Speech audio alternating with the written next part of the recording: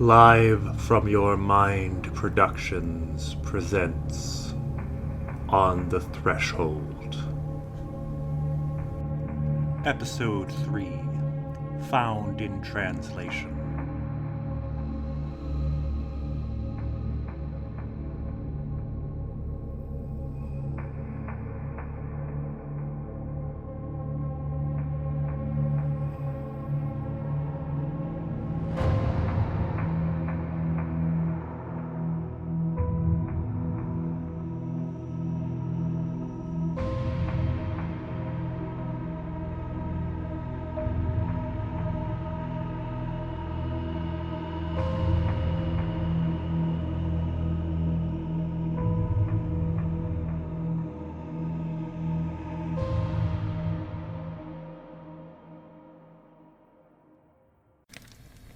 When we fear memory will fail, we turn to writing, but this earns us only so little more time.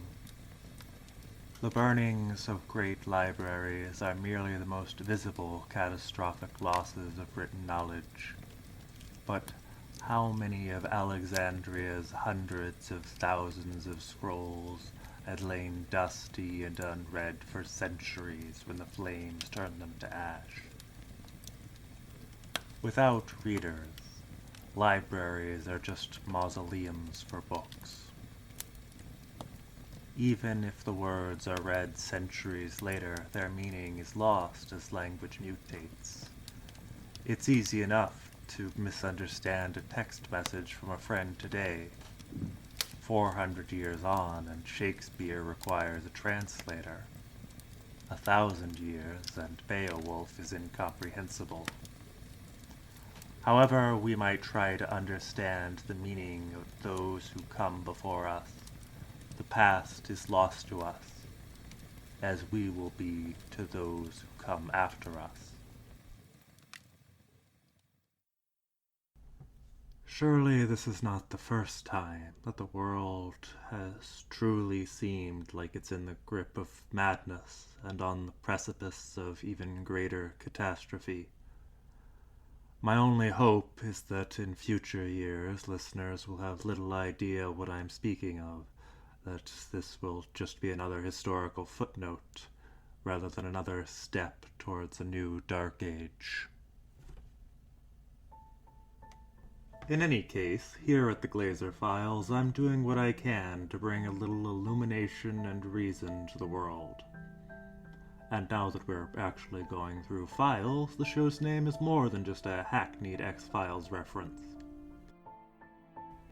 Since last time, I've been reading through Dr. Applegate's old studies on the lost time phenomenon.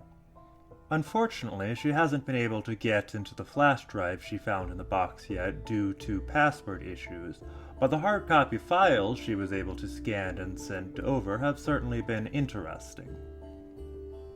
Well, some of them have been interesting, at least. To be honest, most of them are fairly cookie-cutter, being uncreative retreads of Betty and Barney Hill's claimed experience in 1961.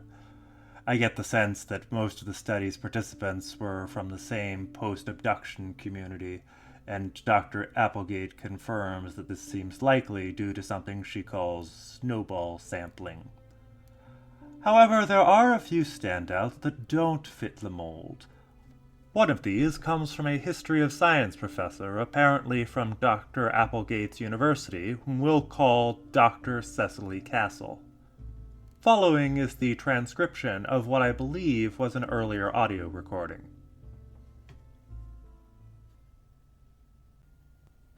It all started so innocently as I was researching my book about precursors to comparative anthropology. I'd been mostly reading travel narratives, Marco Polo, Ibn Battuta, and the like, at which point I learned that the university library had received a translation of Argelisel Preta. It's somewhat infamous in certain circles, but my contention was that in the earlier sections prior to his experiments, ayahuasca-induced hallucination, and rants about what he calls the maimed angel, Cabral documents some fascinating parallels between shamanic practices in the Amazon and in West Africa, both in their respective mythos and praxis. Further, White's 1889 English translation offers some interesting additional notations about further parallels with certain obscure cults on the Indian subcontinent. Naturally, in both cases, their analyses lacks the rigors of modern methodology and are marred by implicit colonialist biases, but they're impressive ethnographies all the same. The translation was kept in the library's rare book collection. I don't know if you've been there before, but it's quite a little repository in what is essentially a climate-controlled, room-sized vault of beautiful tomes, most of which are centuries old. I've heard that the room's contents make it the most valuable square footage in the state, and I'm inclined to believe it. Due to departmental budget cuts, I didn't have many grad student assistants, so most of my days were spent teaching and grading, but I set as many evenings aside as I could to work in the vault, taking notes on the book, writing quotations of key passages, and so forth. I've always had good relations with the librarians, and they gave me leeway to stay late into the night. On some occasions, I think I would have stayed there till morning if I hadn't started nodding off and the air conditioning began to sound like... well, that's irrelevant. After the first week or so of my late-night readings, I started to experience the profound sensation of being watched. It always started in the reading room, but later on it would follow me into the parking lot. That night it would follow me on the drive home. All I have from the remainder of that night is vague memories of a bright light and a smell like rotting wood that reminds me of long evenings on my grandfather's porch. I awoke in my bed with my partner the next morning. The first unusual thing I noticed was that I was in my clothes from the night before rather than my pajamas. But this was quickly overshadowed by the discovery that our clothes and sheets were slickly smeared with slimy film that smelled like marsh water. Just as strangely, I found a voicemail on my phone from my partner at 1:15 a.m., asking when I would be home, but she hadn't remembered calling me. In fact, her memory of that night was at least as blank as my own. That's pretty much all I can tell you. Dreams? Well, since you mention it, I had several particularly vivid ones shortly thereafter. They felt distinctly as if, I don't know, as if they were not my dreams, as if I were simply a witness to the dreams of another. Though as vivid as they might have been at the time, you'll have to excuse me if the details have grown fuzzy over the course of 5 years. The only one I remember clearly now was filled with the salt-drenched scent of the open ocean, as millions of voices called to me in an impossibly beautiful song. I wanted so dearly to sing back to them, but I couldn't find the words. Despite the statement's brevity, it's intriguing for a few reasons. First of all, with the exception of the initial sensation of being observed by an unseen watcher and a brief reference to a bright light, it doesn't fit any of the textbook formula for abduction narratives. Most obviously, Dr. Castle doesn't describe dreams or recovered memories of classic humanoid aliens like Greys. More subtly, one would have assumed that the abduction would have taken place while Dr. Castle was driving home, given that was her last memory. However, it doesn't seem that her wife was in the car at the time, but she still seems to have lost her memory all the same. Finally, and I admit that it's most likely incidental, but I am a little intrigued by the presence of the book Dr. Castle was studying. She was rather underselling a Evelyseo Preta's reputation. The book is an unauthorized post-mortem compilation of the notes and journal entries of an early 18th century Brazilian plantation owner named Tiago Cabral.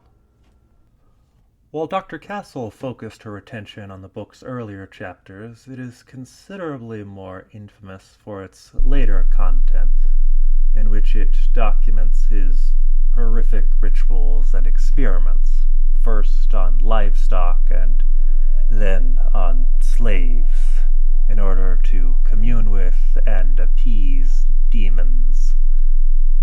It is said that he was so cruel to his slaves that when they finally rose up against him in 1748, even his neighboring slave-holding plantation owners refused to help him put down the rebellion. He is presumed to have perished in the fire that consumed his estate that night. A year later, looters picking over the ruins claimed to have found his notes in a fireproof safe. They sold the notes to a publisher who started a print run of them in 1750. Within 2 years, the Catholic Church added it to their Index of Forbidden Books, and, with the backing of Brazilian authorities, zealously shut down the press and burned every copy they could get their hands on. But copies survived, and allegedly, for the next several decades, they would often be found in the hands of various minority religious groups that the Church persecuted as cults. I have my skepticism about these reports, given the potential biases in religiously based criminal trials, but in more modern times, seemingly reputable newspapers have reported the book being found in the possession of several serial murderers. Then again, so has The Catcher in the Rye, so perhaps we should be careful about reading too much into it. In 1889, a Brazilian antiquarian named Dr. Felix White completed an annotated English translation of the work, which is normally referred to as the Black Revelation, though its full, very Victorian title is A Translation and Analysis of the Black Revelation, an Introduction to and Reflections upon the Most Significant Works of the Unstudied Science. As Dr. Castle mentions, White's commentary seems to include references to and comparisons with mystic traditions originating in India, though it's unclear if he himself ever actually went to the subcontinent or if his supposed insights were second or third hand. The late 19th century was the height of spiritualism and of bastardized appropriations of Indian mysticism for Western charlatans to pawn off to gullible audiences seeking easy answers in the exotic, so I'm more than a little skeptical of its reliability. Despite what I assume could have been high demand in that climate, the London-based 1889 print seems to have been quite small, and as far as I can find, it never received a second printing. While few genuine copies are in circulation, the Black Revelation's infamy since then has continued to grow, with occult practitioners throughout the 20th century claiming to own a copy or have drawn inspiration from it. Unfortunately, follow-up with Dr. Castle is impossible, as she and her wife died in a hit-and-run car accident in 2014. She never did finish her own book.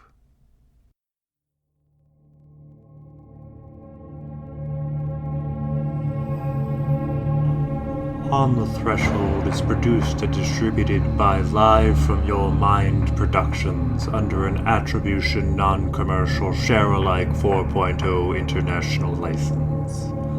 This episode was written and performed by Gregory Moss. Thank you for listening.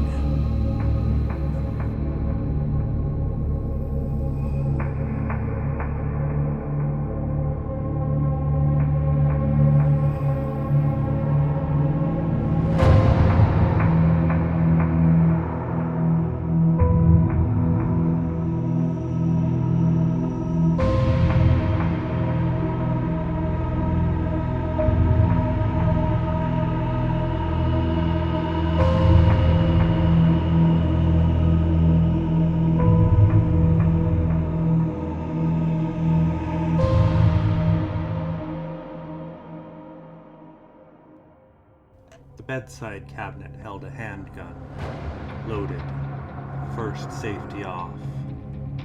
But the clawing was coming from further above, so I continued the ascent. The hum of the bathroom's lights sprang on as I approached, revealing everything in order. The cabinet's cornucopia of medication was open, displaying the cocktail of chemicals prescribed to maintain me. The shower's readout informed me of precisely when I was next to experience its warm embrace. Climbing further, I came to the computer room. The impenetrable jungle of wires seemed to grow daily of their own accord, tendrils creeping imperceptibly. The monitor said that I was in the midst of a scheduled upgrade, during which I was locked out. The clawing echoed from still higher and still louder.